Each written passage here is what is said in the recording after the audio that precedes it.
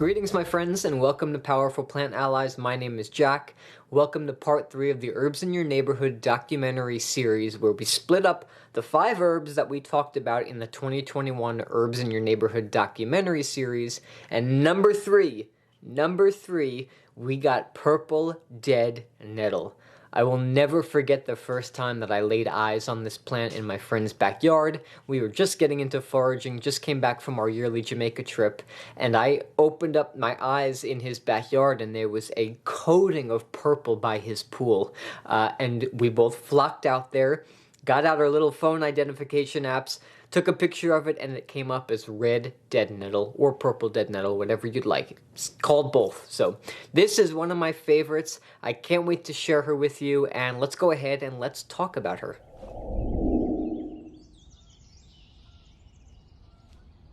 Luckily, because we have this beautiful disturbed soil patch, we don't have to walk very far to find the next plant ally. This next plant is one of my spring favorites. I love meeting her every single year. She's beautiful, and her name is purple dead nettle.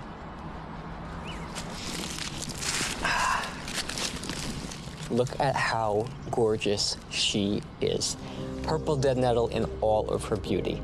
So we're going to talk about the identification features of this plant, how you know this is purple dead nettle, and then we're going to talk about the medicinal benefits. Now this annual early spring plant is in the mint family, Lamiaceae.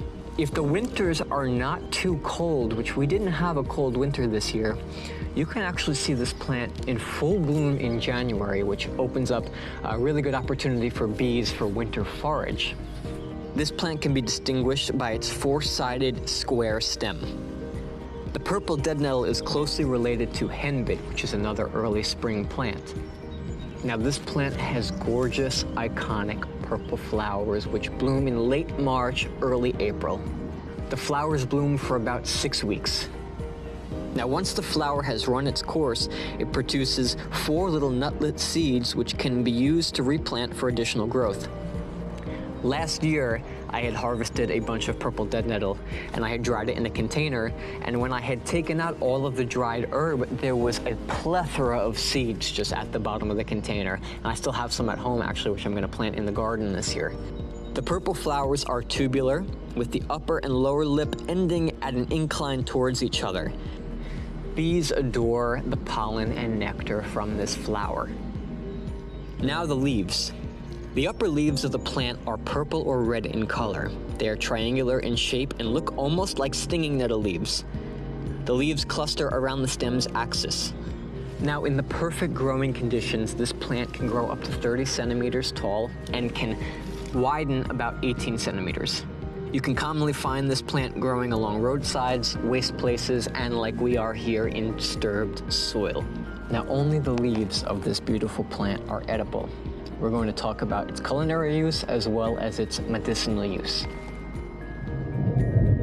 You can use the leaves after picking or dry them out to use as a tea.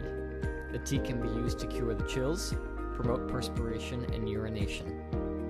Fresh and bruised leaves can be applied topically to external cuts and wounds.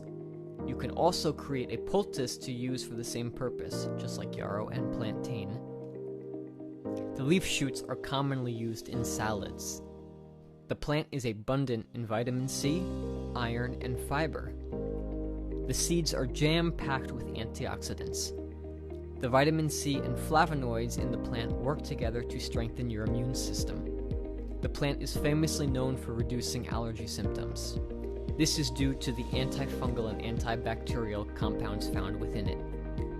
Purple or red dead nettle can also help to protect allergy sufferers from secondary infections of the throat and the lungs. Take a look at what you should be aware of if you decide to use purple dead nettle.